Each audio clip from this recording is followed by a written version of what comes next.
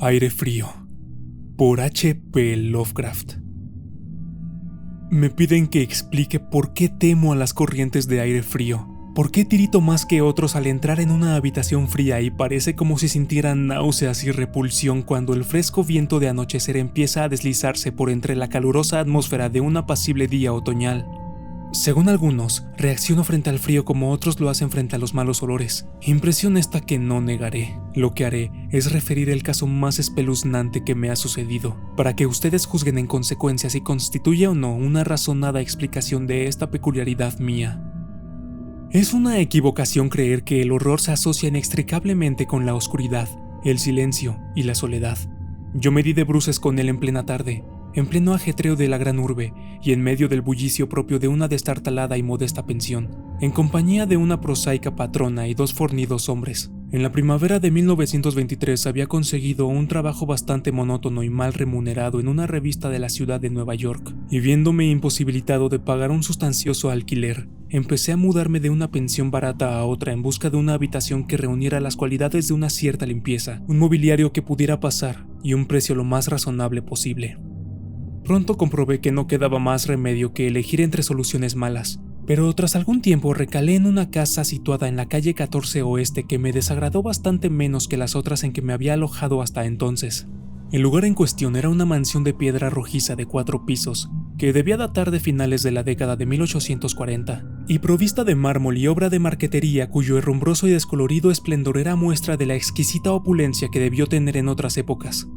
En las habitaciones, amplias y de techo alto, empapeladas con el peor gusto y ridículamente adornadas con artesonado de escayola, había un persistente olor a humedad y a dudosa cocina, pero los suelos estaban limpios, la ropa de cama podía pasar y el agua caliente apenas se cortaba o enfriaba, de forma que llegué a considerarlo como un lugar cuando menos soportable para hibernar hasta el día en que pudiera volver realmente a vivir. La patrona, una desaliñada y casi barbuda mujer española apellidada Herrero, no me importunaba con habladurías ni se quejaba cuando dejaba encendida la luz hasta altas horas en el vestíbulo de mi 3er piso. Y mis compañeros de pensión eran tan pacíficos y poco comunicativos como desearía, tipos toscos, españoles en su mayoría, apenas con el menor grado de educación. Solo el estrépito de los coches que circulaban por la calle constituía una auténtica molestia. Llevaría allí unas 3 semanas cuando se produjo el primer extraño incidente. Una noche, a eso de las 8, oí como si cayeran gotas en el suelo y de repente advertí que llevaba un rato respirando el acre olor característico del amoníaco. Tras echar una mirada a mi alrededor, vi que el techo estaba húmedo y goteaba. La humedad procedía, al parecer, de un ángulo de la fachada que daba a la calle. Deseoso de cortarla en su origen, me dirigí apresuradamente a la planta baja para decírselo a la patrona, quien me aseguró que el problema se solucionaría de inmediato. El doctor Muñoz, dijo en voz alta mientras corría escaleras arriba delante de mí, ha debido derramar algún producto químico. Está demasiado enfermo para cuidar de sí mismo. Cada día que pasa está más enfermo, pero no quiere que nadie le atienda. Todo el día se la pasa tomando baños de un olor muy raro y no puede excitarse ni acalorarse. Él mismo se hace la limpieza. Su pequeña habitación está llena de botellas y de máquinas y no ejerce de médico. Pero en otros tiempos fue famoso. Mi padre oyó hablar de él en Barcelona. Y no hace mucho le curó al fontanero un brazo que se había herido en un accidente. Jamás sale. Todo lo más se le ve de vez en cuando en la terraza. Y mi hijo Esteban le lleva a la habitación la comida, la ropa limpia, las medicinas y los preparados químicos. Dios mío, hay que ver la sal de amoníaco que gasta ese hombre para estar siempre fresco. La señora Herrero desapareció por el hueco de la escalera en dirección al 4.º piso, y yo volví a mi habitación. El amoníaco dejó de gotear y, mientras recogía el que se había vertido y abría la ventana para que entrase aire, oí arriba los macilentos pasos de la patrona. Nunca había oído hablar al doctor Muñoz, a excepción de ciertos sonidos que parecían más bien propios de un motor de gasolina. Su andar era calmo y apenas perceptible. Por unos instantes me inquirí qué extraña dolencia podía tener aquel hombre, y si su obstinada negativa a cualquier auxilio proveniente del exterior no sería sino el resultado de una extravagancia sin fundamento aparente. Hay, se me ocurrió pensar, un tremendo pathos en el estado de aquellas personas que en algún momento de su vida han ocupado una posición alta y posteriormente la han perdido.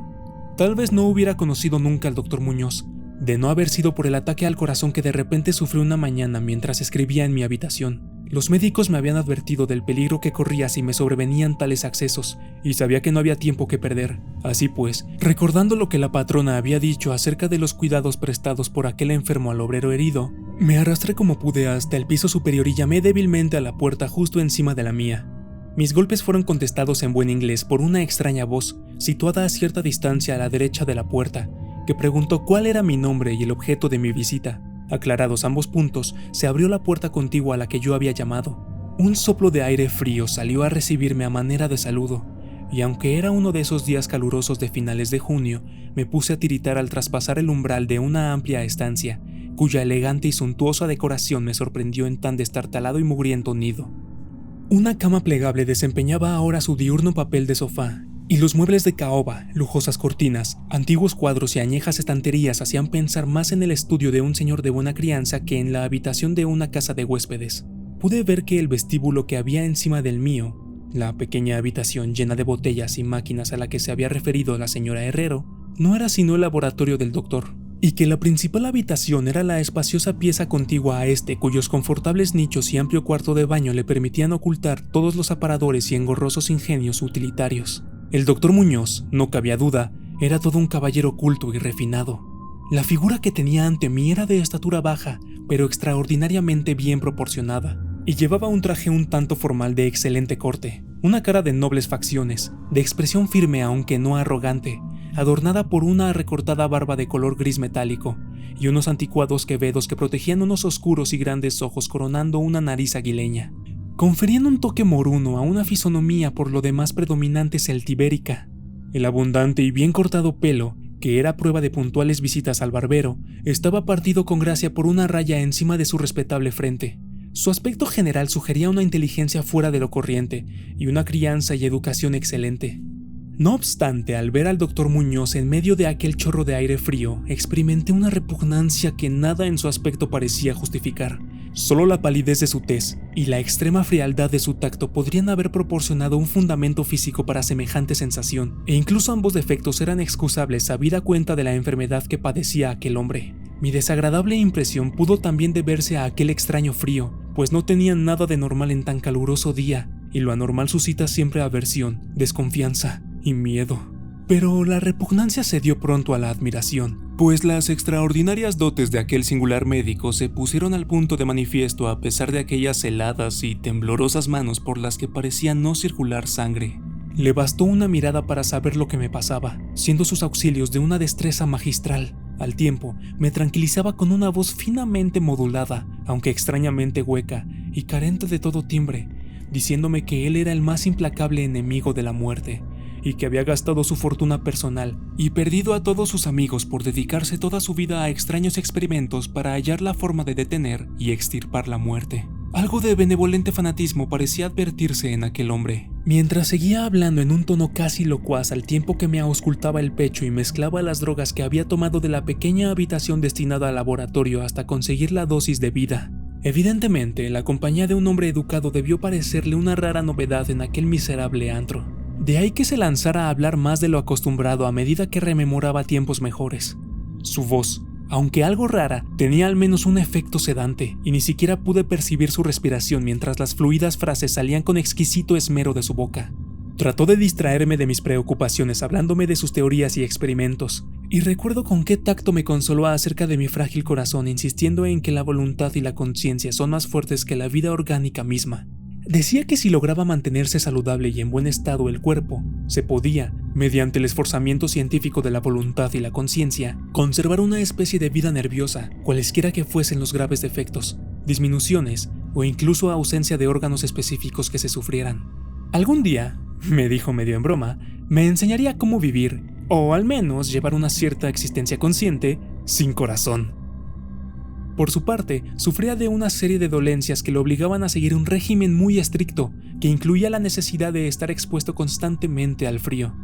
Cualquier aumento apreciable de la temperatura podía, en caso de prolongarse, afectarle fatalmente, y había logrado mantener el frío que reinaba en su estancia, de unos 11 a 12 grados, gracias a un sistema absorbente de enfriamiento por amoníaco, cuyas bombas eran accionadas por el motor de gasolina que con tanta frecuencia oía desde mi habitación situada justo debajo.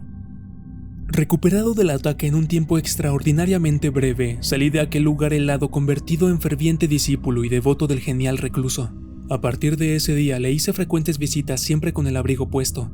Le escuchaba atentamente mientras hablaba de secretas investigaciones y resultados casi escalofriantes, y un estremecimiento se apoderó de mí al examinar los singulares y sorprendentes volúmenes antiguos que se alineaban en las estanterías de su biblioteca. Debo añadir que me encontraba ya casi completamente curado de mi dolencia, gracias a sus acertados remedios. Al parecer, el Dr. Muñoz no desdeñaba los conjuros de los medievalistas, pues creía que aquellas fórmulas crípticas contenían raros estímulos psicológicos que bien podrían tener efectos indecibles sobre la sustancia de un sistema nervioso en el que ya no se dieran pulsaciones orgánicas. Me impresionó grandemente lo que me contó del anciano Dr. Torres, de Valencia, con quien realizó sus primeros experimentos y que le atendió a él en el curso de la grave enfermedad que padeció 18 años atrás y de la que procedían sus actuales trastornos. Al poco tiempo de salvar a su colega, el anciano médico sucumbió víctima de la gran tensión nerviosa a que se vio sometido, pues el Dr. Muñoz me susurró claramente al oído, aunque no con detalle, que los métodos de curación empleados habían sido de todo punto excepcionales,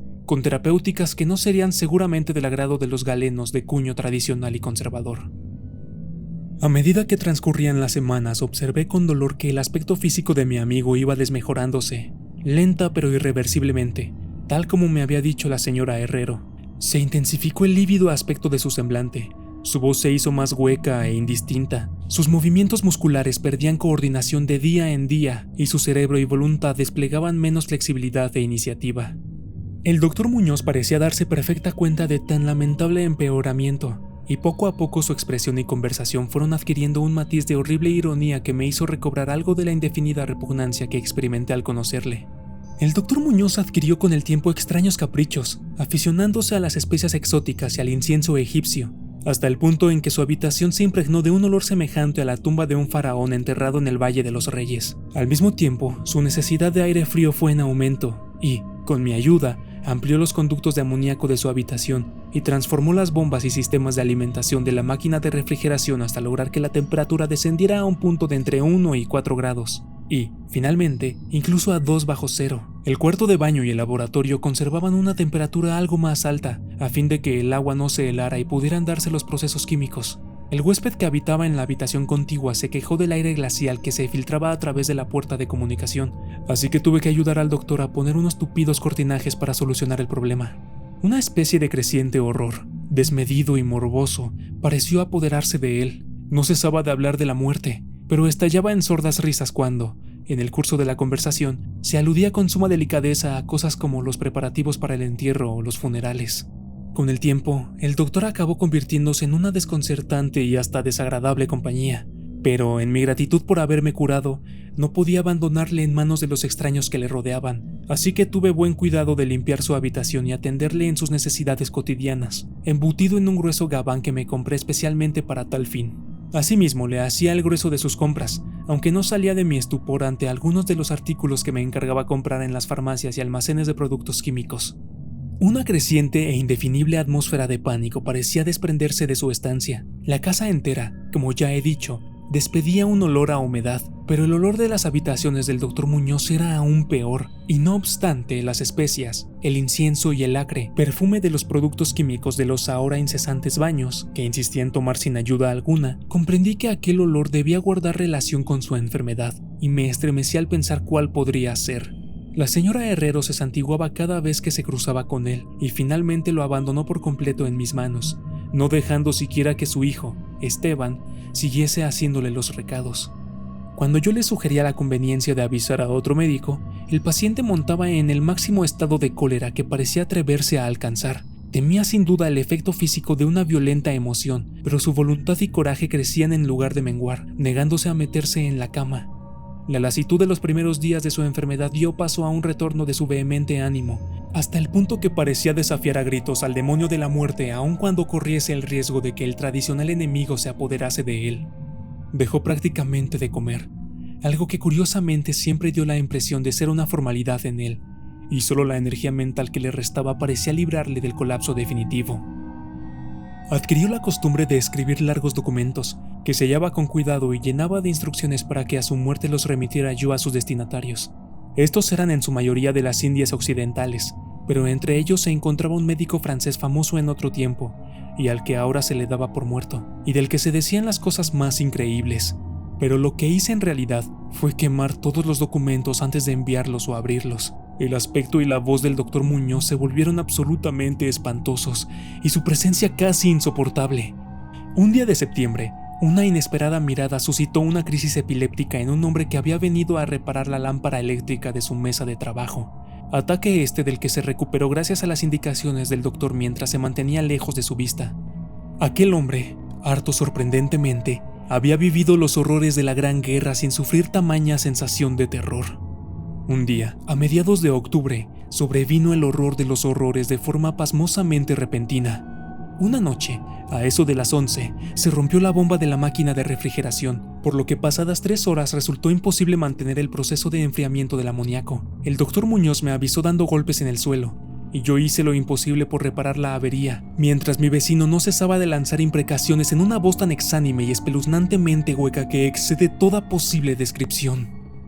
Mis esfuerzos de aficionado, empero, resultaron inútiles, y cuando al cabo de un rato me presenté con un mecánico de un garaje nocturno cercano, comprobamos que nada podía hacerse hasta la mañana siguiente, pues hacía falta un nuevo pistón. La rabia y el pánico del moribundo ermitaño adquirieron proporciones grotescas, dando la impresión de que fuera a quebrarse lo que quedaba de su debilitado físico, hasta que en un momento dado un espasmo le obligó a llevarse las manos a los ojos y precipitarse hacia el cuarto de baño.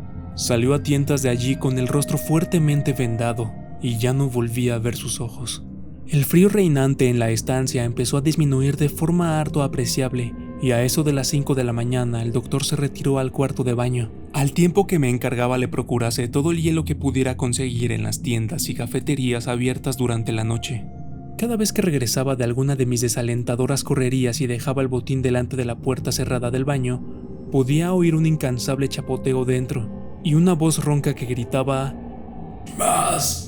¡Más! Finalmente, amaneció un caluroso día y las tiendas fueron abriendo una tras otra. Le pedí a Esteban que me ayudara en la búsqueda del hielo mientras yo me encargaba de conseguir el pistón, pero, siguiendo las órdenes de su madre, el muchacho se negó en redondo. En última instancia, contraté los servicios de un haragán de aspecto zarrapastroso a quien me encontré en la esquina de la 8ª Avenida, a fin de que le subiera al paciente hielo de una pequeña tienda en que le presenté, mientras yo me encargaba con la mayor diligencia la tarea de encontrar un pistón para la bomba y conseguir los servicios de unos obreros competentes que lo instalaran. La tarea parecía interminable, y casi llegué a montar tan en cólera como mi ermitaño vecino al ver cómo transcurrían las horas yendo de allá para acá sin aliento y sin ingerir alimento alguno, tras mucho telefonear en vano e ir de un lado a otro en metro y automóvil. Serían las 12 cuando muy lejos del centro encontré un almacén de repuestos donde tenían lo que buscaba, y aproximadamente hora y media después llegaba a la pensión con el instrumental necesario y 2 fornidos y avesados mecánicos. Había hecho todo lo que estaba en mi mano, y solo me quedaba esperar a que llegase a tiempo. Sin embargo, un indecible terror me había precedido. La casa estaba totalmente alborotada, y por encima del incesante parloteo de las atemorizadas voces, pude oír a un hombre que rezaba con profunda voz de bajo. Algo diabólico flotaba en el ambiente, y los huéspedes pasaban las cuentas de sus rosarios al llegar hasta ellos el olor que salía por debajo de la atrancada puerta del doctor. Al parecer, el tipo que había contratado salió precipitadamente dando histéricos alaridos al poco de regresar de su segundo viaje en busca de hielo. Quizás se debiera todo a un exceso de curiosidad. En la precipitada huida no pudo, desde luego, cerrar la puerta tras de sí, pero lo cierto es que estaba cerrada y, a lo que parecía, desde el interior. Dentro no se oía el menor ruido, salvo un indefinible goteo, lento y espeso. Tras consultar brevemente con la señora Herrero y los obreros, no obstante el miedo que me tenía atenazado, opiné que lo mejor sería forzar la puerta, pero la patrona halló el modo de hacer girar la llave desde el exterior sirviéndose de un artilugio de alambre. Con anterioridad, habíamos abierto las puertas del resto de las habitaciones de aquel ala del edificio, y otro tanto hicimos con todas las ventanas. A continuación, y protegidas las narices con pañuelos, penetramos temblando de miedo en la hedionda habitación del doctor que, orientada al mediodía, abrazaba con el caluroso sol de las primeras horas de la tarde. Una especie de rastro oscuro y viscoso llevaba desde la puerta abierta del cuarto de baño a la puerta de vestíbulo, y de aquí al escritorio, donde se había formado un horrible charco, Encima de la mesa había un trozo de papel, garrapateado a lápiz por una repulsiva y ciega mano, terriblemente manchado, también, al parecer, por las mismas garras que trazaron apresuradamente las últimas palabras. El rastro llevaba hasta el sofá en donde finalizaba inexplicablemente. Lo que había, o hubo, en el sofá es algo que no puedo ni me atrevo a decir aquí. Pero esto es lo que, en medio de un estremecimiento general, descifré del pingoso y embadurnado papel, antes de sacar una cerilla y prenderla a fuego hasta quedar solo una pavesa. Lo que conseguí descifrar aterrorizado, mientras la patrona y los dos mecánicos salían disparados de aquel infernal lugar hacia la comisaría más próxima para balbucear sus incoherentes historias. Las nauseabundas palabras resultaban poco menos que increíbles en aquella amarillenta luz solar, con el estruendo de los coches y camiones que subían tumultuosamente de la abigarrada calle 14. Pero debo confesar que en aquel momento creí lo que decían. Si las creo ahora es algo que sinceramente ignoro. Hay cosas acerca de las cuales es mejor no especular. Y todo lo que puedo decir es que no soporto lo más mínimo el olor a amoníaco y que me siento desfallecer ante una corriente de aire excesivamente frío. Ha llegado el final, rezaban aquellos hediondos garabatos. No queda hielo. El hombre ha lanzado una mirada y ha salido corriendo. El calor aumenta por momentos y los tejidos no pueden resistir. Me imagino que lo sabe. Lo que dije sobre la voluntad, los nervios y la conservación del cuerpo una vez que han dejado de funcionar los órganos. Como teoría era buena, pero no podía mantenerse indefinidamente. No conté con el deterioro gradual. El doctor Torres lo sabía, pero murió de la impresión. No fue capaz de soportar lo que hubo de hacer. Tuvo que introducirme en un lugar extraño y oscuro, cuando hizo caso a lo que le pedía en mi carta, y logró curarme. Los órganos no volvieron a funcionar. Tenía que hacerse a mi manera. Conservación artificial, ¿comprende? Yo fallecí en aquel entonces, hace ya 18 años.